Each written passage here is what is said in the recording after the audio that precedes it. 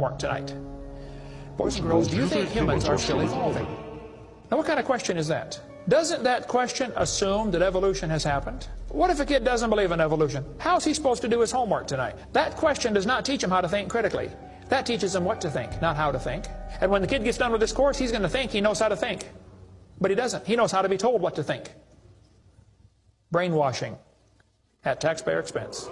They want to use my tax dollars to teach that to your kids in our school. Okay? If you want to believe in the Big Bang, just enjoy yourself, but keep your religion at home. The Russian atheist astronomer came to America and spoke at one of the universities, and he started off his speech, he said, folks, either there is a God or there isn't. Both possibilities are frightening. If there is no God, we're in trouble.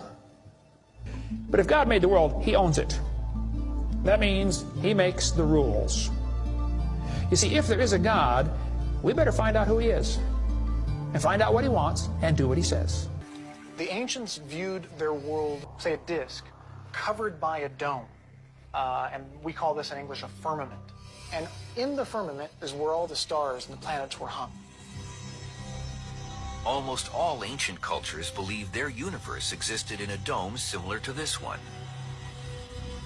And they never questioned who created it.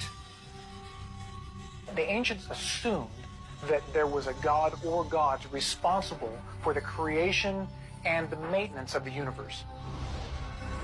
The idea that God created the universe went largely unchallenged until the Middle Ages, when scientists made a sacrilegious suggestion based on their observations.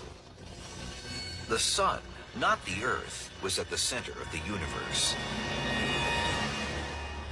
It was a paradigm shift, another way to explain the naturally occurring phenomena around us, and this is science. Since the Middle Ages, scientists have developed sophisticated new theories about the enormity of the universe and our place in it. Theories that often have no room for God. People like Richard Dawkins, Neil deGrasse Tyson, and Lawrence Krauss, Carl Sagan, these men, I mean, there literally is an agenda to disprove God. Now that agenda, while they may just be puppets or pawns in a much bigger spiritual deception, it's evident by their attack on God. The quotes that you hear are just unbelievable. And that we are in a war through the education system, through media, even through Hollywood. This lie is being perpetuated, and again, many souls are at stake. Our culture's materialistic worldview is rooted in scientism. Well, asking you to swear in the Bible that you orbited the moon. Would you please go away? Well, if you really orbited the moon, why won't you swear in the Bible that you did so? Being halfway to the moon. And they refer to you on the tape as a shot that was done during Apollo 10, where you put a transparency over the window and moved the camera of the Earth and moved the camera back away from the window, turned off the lights in the spacecraft, and appeared to be halfway to the moon when in fact they were in Earth orbit. Huh, really? Yeah, and they said it was the same way that you did it on Apollo 10.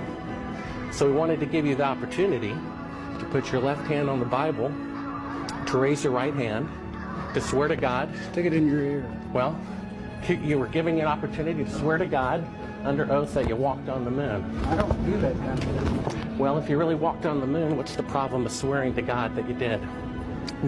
If you really walked on the moon, why would you not do that?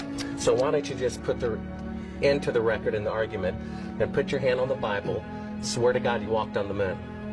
Mr. Seibel, knowing you, that's probably a fake Bible. Really? Well, no, it's a real Bible. You have the opportunity to have $5,000. The meeting is not open. Well, you have $5,000 cash. You can give it to charity if you swear on the Bible that you walked on the moon. Please I have the tape. It'd be fine. Why don't you swear to? Why not? Why won't you do it?